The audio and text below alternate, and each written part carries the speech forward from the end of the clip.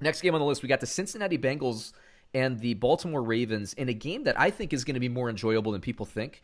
The Cincinnati, man, they moved the ball. Finally, David, they let Joe Mixon have 25 carries. Not rocket science, people. Just give him the rock. If he's getting 2 yards per carry in the first quarter, well, maybe he'll get 7 in the next quarter.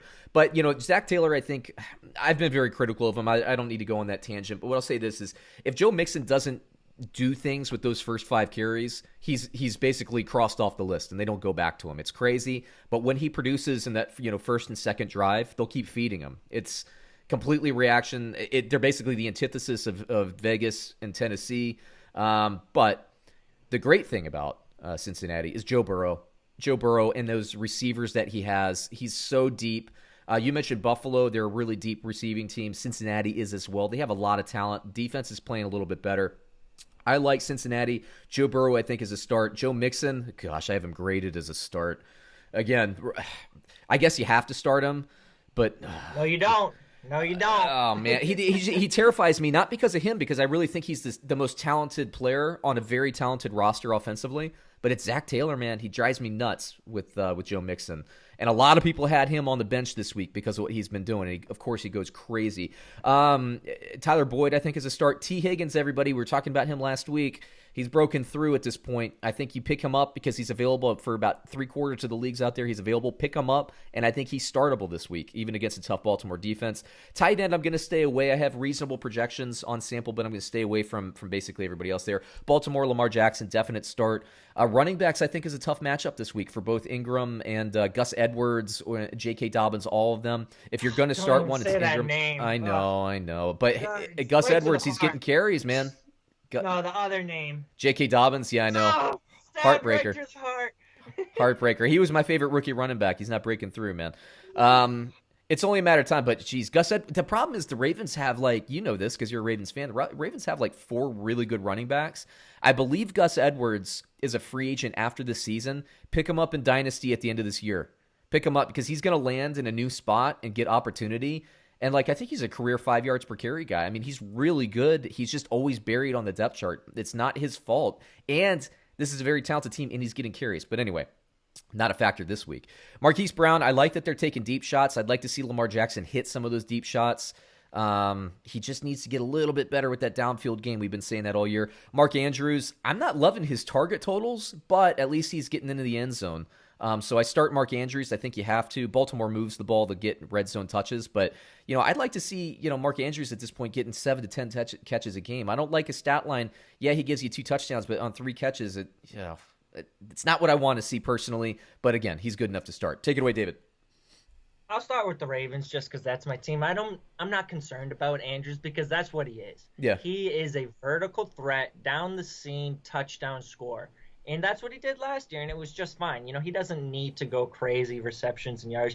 If he gets you 8 to 10 touchdowns on the year, he's going to be a top 5 tight end. So I'm not freaking out there. Marquise Brown, it was good to see. I saw a stat. I forget who it was. I wish I could credit them. He led the league in air yardage this past week with 201 air yards. So cool. He's getting target. It's basically the Andrews and Brown show right now. Duvernay hasn't been factored in. Miles Boykin is just a complimentary piece. Willie Snead is nothing. So it's Andrews and Brown. I think don't freak out about those guys. We had a little bit of a freak out last week against Kansas City. You're good with them going forward. The running backs, you can freak the heck out and then some, all right? Because I am. I'll tell you what, I am. And I was ready. I was ready for them to turn this team over to JK Dobbins. Me too. I think everybody's ready for it at this point. You say we got 3 really good backs on the team, maybe 4.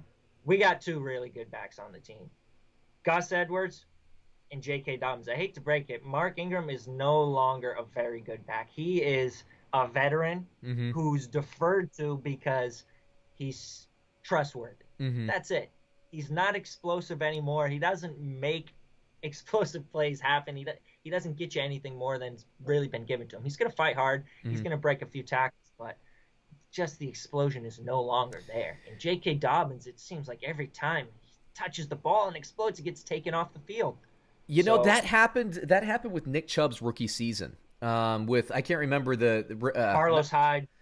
Yeah, no, I'm thinking about the coach back then. I can't remember the dude's name because he's Might have been Kitchen. No, it was Kitchens was the offensive coordinator, and he ended up taking over. And when Kitchens Hugh took Jackson? over, yes, Hugh Jackson, yeah.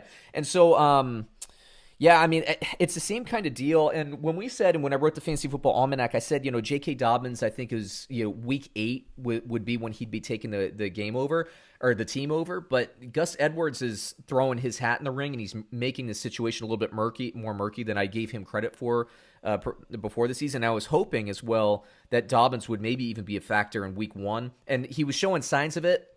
It's just taking longer than I would prefer. But, yeah, I mean, it is the same thing. Like Chubb, every time he touched the ball, he went for 50 yards and a touchdown in his rookie year, and it took him 8 games to break through. Could be the same thing with J.K. Dobbins. Yeah, and don't drop Dobbins no matter what you do. Don't trade him. You're stuck at this point. Just wait it out because he's got no value on the trade market right now. Yep. On the other side, let's talk about the Bengals. Sit them all. Sit them all. And I get it. I get it. Antonio Gibson played well against this Baltimore defense. He did, and he didn't get shut down. Out of necessity. I mean, what else did Washington have? Exactly. But Washington's offensive line probably better than the Bengals, too. So I'm just worried about Joe Mixon. Like, he got the touchdowns. I don't think that's going to happen this week. Baltimore's only allowed 1 rushing touchdown on the season.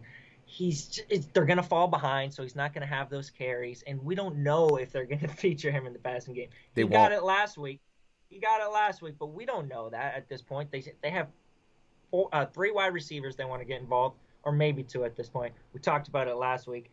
AJ Green, why haven't you dropped this guy yet? Yeah. Why is he still on your roster? You should have made a claim for him to drop him for T. Higgins last week. If you didn't do that, drop him this week. I don't care what you drop him for. There's no upside there. Get rid of AJ Green. Move on. Just move on.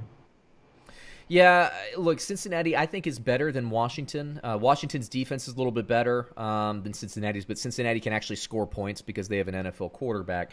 Look, Mixon, to me, he's just never really integrated. Like, they didn't even use Gio Bernard, as a factor. Was he even active yesterday? Honestly, I don't know. Yeah, he had 2 carries. I don't think he had a single reception, though. Yeah, I mean, Cincinnati, this offense just doesn't want to give the ball to running backs. They don't want to, and that's a real thing. That's a schematic choice that the coaching staff's making, and I completely disagree with it. I don't think it's winning football to ignore them, but that's what Cincinnati is going to do. And okay, so we can calibrate our expectations accordingly. Antonio Gibson, you saw what Washington did to Baltimore last week. McKissick and Antonio Gibson, yeah. And I was almost said Antonio Brown. I was like, no, that's not right. They were basically the leading receivers for Washington. Cincinnati will not do that. They won't. Even if that's what's available to them, they will not do it.